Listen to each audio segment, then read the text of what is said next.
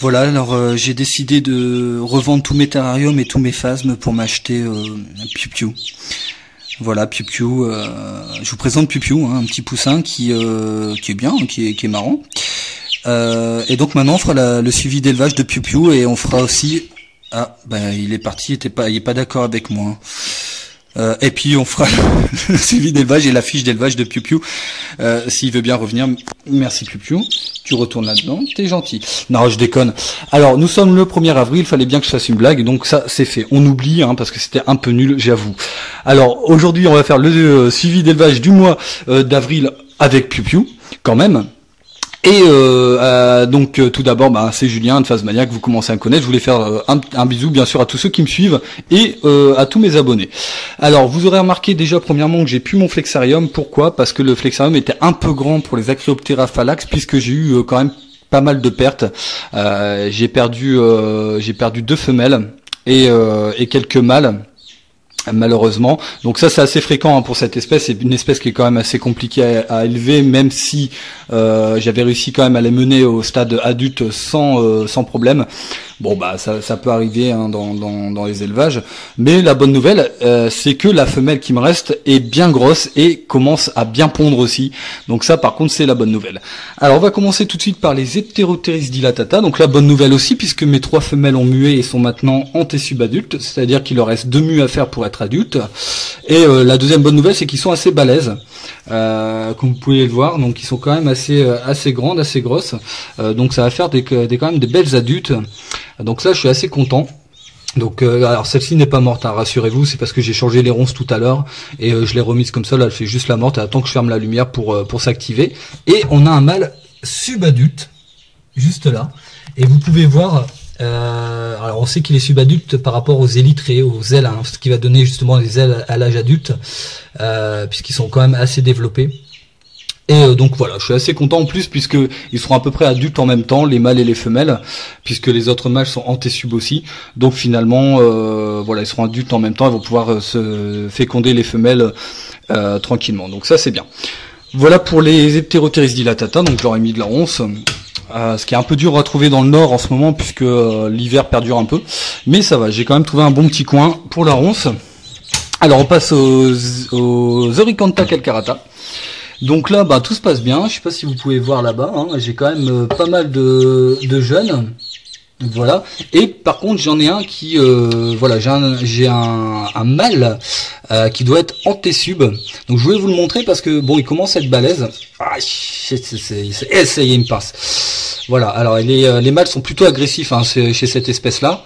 Donc là, vous voyez qu'il se met en position d'attaque et qui risque de me pincer. Alors je vais essayer de vous faire voir ce qu'on appelle les ergots. C'est ce qui se trouve ici. Alors c'est pas encore super développé. Je sais pas si vous voyez sur le fémur, il y a une sorte de pointe. Alors là, il commence à se calmer, ça va aller. Voilà, il y a une sorte de pointe. Voilà. Et en fait cette pointe là, l'âge adulte, elle fera à peu près 1 cm. Et ça par contre ça peut être, alors on va pas dire dangereux, mais c'est vrai que ça peut faire mal lorsqu'il vous pince le doigt.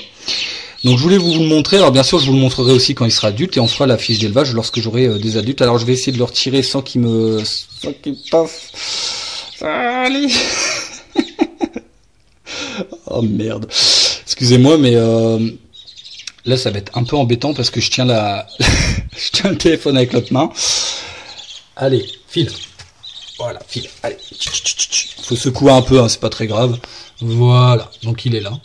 Et voilà, donc là les mâles ont tendance à attaquer assez rapidement, vous voyez qu'ils sont quand même assez agressifs.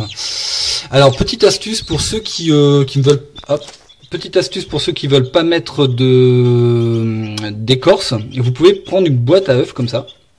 Voilà, vous voyez qu'il y en a déjà un qui s'est caché. Vous faites un petit trou ici et vous le laissez et ils auront tendance à aller se cacher en dessous. Donc finalement c'est voilà, c'est toujours bien si moi je mets pas d'écorce personnellement hein, mais voilà, si vous mettez pas d'écorce, vous pouvez mettre une boîte à œufs comme ça, c'est pratique. Alors ensuite on passe au Phyllium philippinicum. Donc là rien à dire hein, à part que j'ai encore plein de petits jeunes. Alors ceux-là je vais les garder pour ma prochaine génération.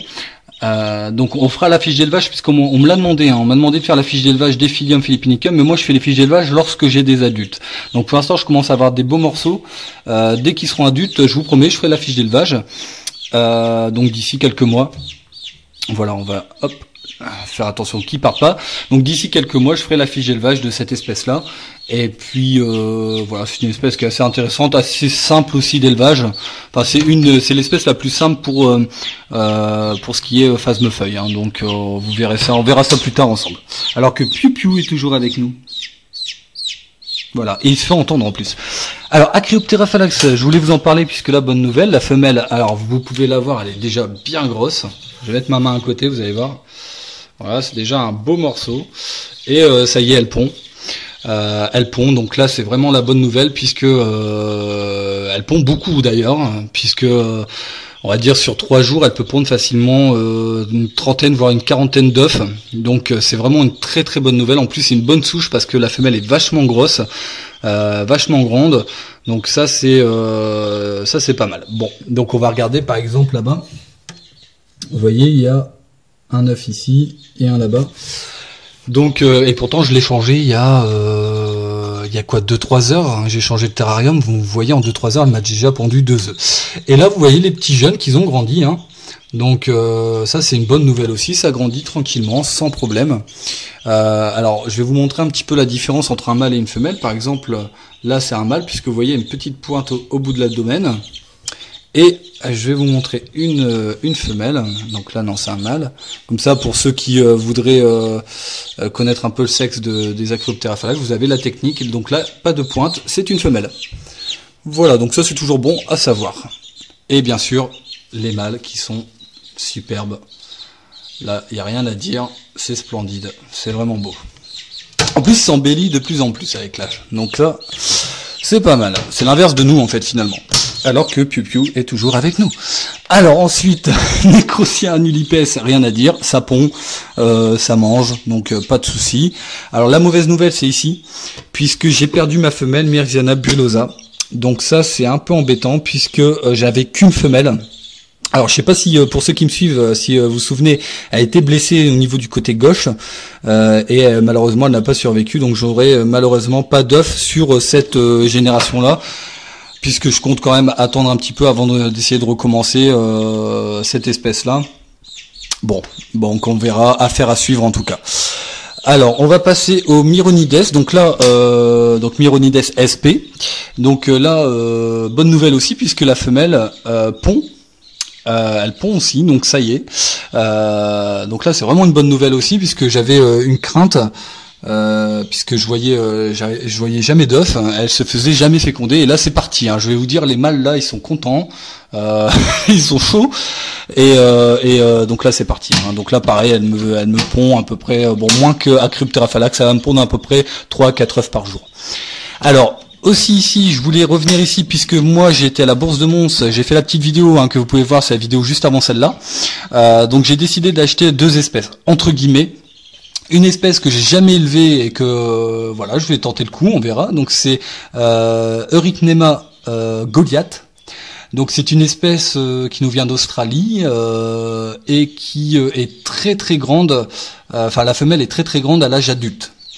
Donc moi j'ai pas l'habitude de faire des grandes espèces, mais là j'étais bien tenté et donc on tente l'expérience ensemble, on verra bien ce que ça donne. De toute façon on fera le suivi de cette espèce et on verra ce que ça donne. Donc voilà, en tout cas c'est une espèce qui est assez spectaculaire, donc ça peut être sympa. Et j'ai racheté aussi des Extatosoma ceratum d'une souche. Alors je vous explique, en fait, en bourse à Éco d'œuvre notamment, j'avais vu la maman de ces jeunes-là qui était très grosse et très grande, et ça m'avait donné envie de justement avoir la souche. Et grâce à Arthropodia, j'ai réussi à avoir la souche, donc je suis assez content et je pense que ça va donner. J'espère que ça donnera en tout cas des grosses femelles, puisque pour l'instant j'en ai pas encore eu. Alors rassurez-vous, je les ai mis dans un 30-30-45 de chez Exotera, mais bien sûr je les changerai dès qu'ils commenceront à grandir un peu plus. Alors que on a un échappé. Allez, viens ici, toi. Voilà. Donc ça mange de l'eucalyptus. De toute façon, on fera la fiche d'élevage dès que j'aurai des adultes. Vous verrez. C'est une espèce qui est vachement sympa.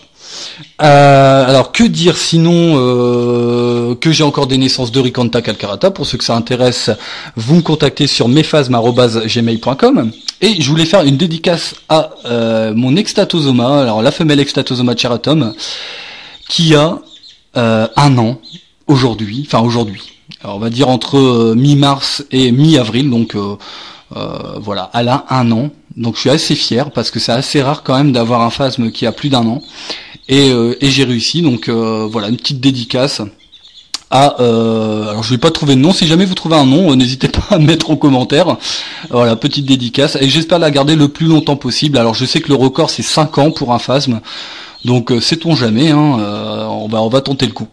Voilà ce qu'il fallait dire pour le mois d'avril, pour les élevages, pour mon élevage en tout cas.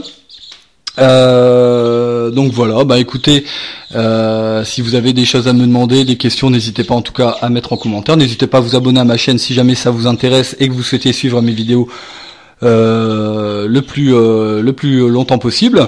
Et puis voilà, je vous fais un gros bisou. Ah oui, je voulais juste vous dire que je serai présent à la bourse d'éco d'œuvre qui aura lieu rue des Violettes. Donc c'est la salle polyvalente rue des Violettes. Donc ça commence à 10h et j'aurai un stand là-bas. D'accord, donc n'hésitez pas à, si jamais vous y allez, n'hésitez pas à venir me faire un petit coucou. J'aurai un stand là-bas, c'est le Monde Caché, hein, c'est le stand du groupe Facebook Le Monde Caché, où vous pouvez aller d'ailleurs vous inscrire, hein, c'est vous tapez Le Monde Caché sur Facebook, et j'aurai un stand là-bas avec des membres du groupe. Donc voilà, pour une journée assez sympa. Donc si jamais vous voulez faire un petit coucou, n'hésitez surtout pas.